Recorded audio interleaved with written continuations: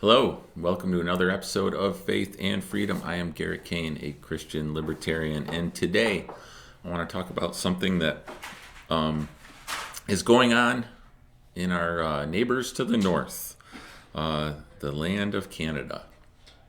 So, amongst all the COVID policy confusion and border restrictions between travel back and forth between Canada and the United States. Of course, as a libertarian, I do not like the restriction of the movement of free, law-abiding people across international borders. But it is what it is. You know, Canada's made their policy, and maybe they'll start building a wall if this COVID stuff keeps going on. We can see how we like that. But anyway, they have some policies that are thankfully light years ahead of us in some respects in terms of how restrictive they are.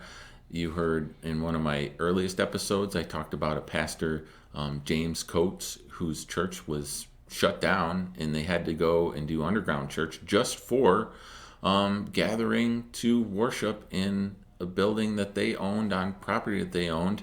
Eventually, the Canadian government built a wall around that church and it put armed government officials there to stop people from getting in to their own church to worship. But they continued. James Coates courageously actually did some jail time eventually for preaching the gospel and letting his people gather. I encourage you to look back at my other episodes. I think I posted a link to the sermon the day he got arrested. He preached on Romans 13, and it was amazing.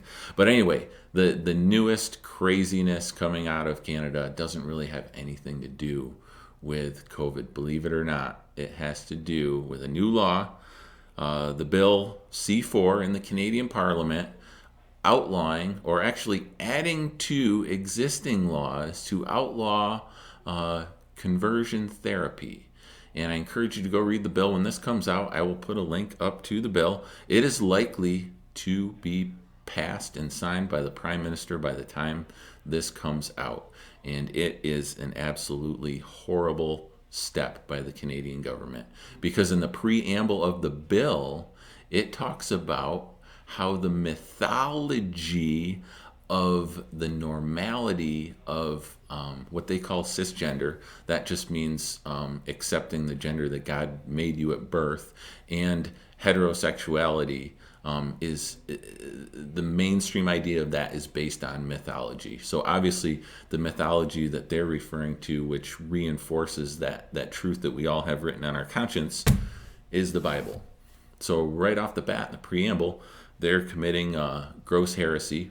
And then they go on to add this vague definition of conversion therapy, which can be construed very widely, but it's basically advising someone who has an idea that they are not the gender that God made them, or that they desire to be with people of the same sex intimately.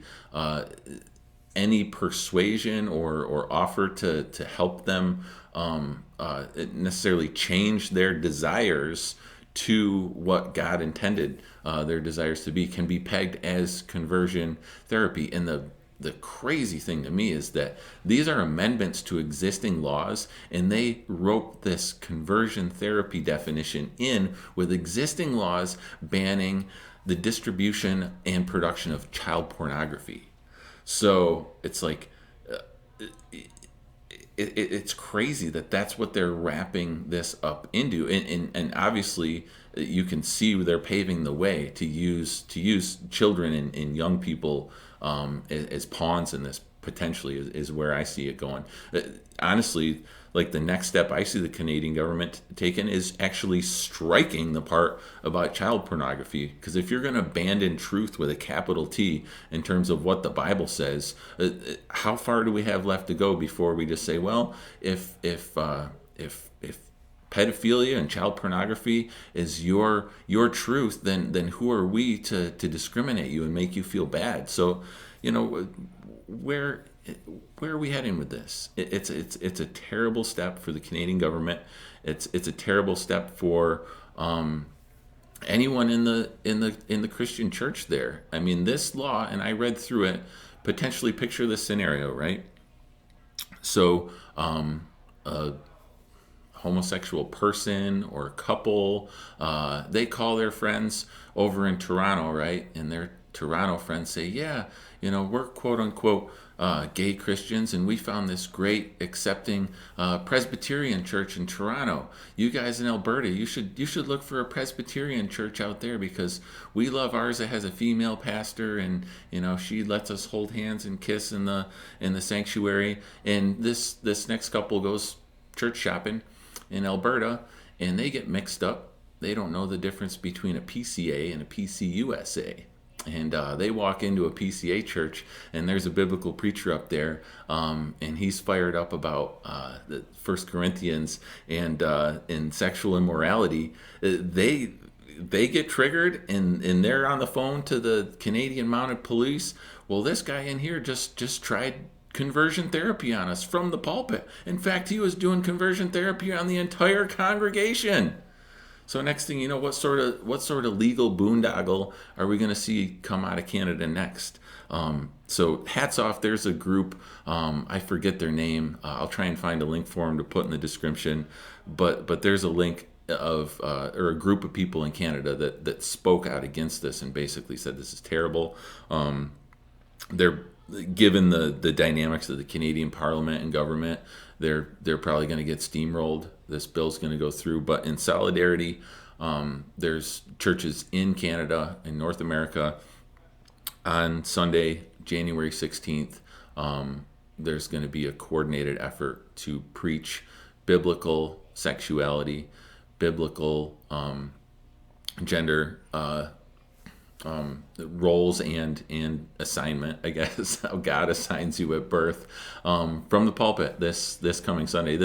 This episode of Faith and Freedom will probably be out a little bit later than that, but like I said, I'll try and follow up maybe with another episode to see how this goes and how the coordinated gospel preaching on biblical gender and sexuality goes that Sunday. But just be praying for Canada. Be praying for Canadian Christians and Canadian government officials, because it's getting wild. And, even though, like I said, we're kind of pretty far behind them on the COVID, I think there is that risk that our government could try and sprint up to get back into the peloton with the Canadian government and the rest of these European governments that we see going crazy with this type of laws, if you want to call them that. I don't call them laws. I call them ideas, because law comes from God, and these are unjust, ungodly laws. So something to think about, something to pray about. Don't get discouraged, though. Christ is still king. He's still on the throne. God has a plan, and it is good. We know how the story ends. We will trust and obey and do our best to do what we can do where God has put us. So until then, we'll see you next time on Faith and Freedom.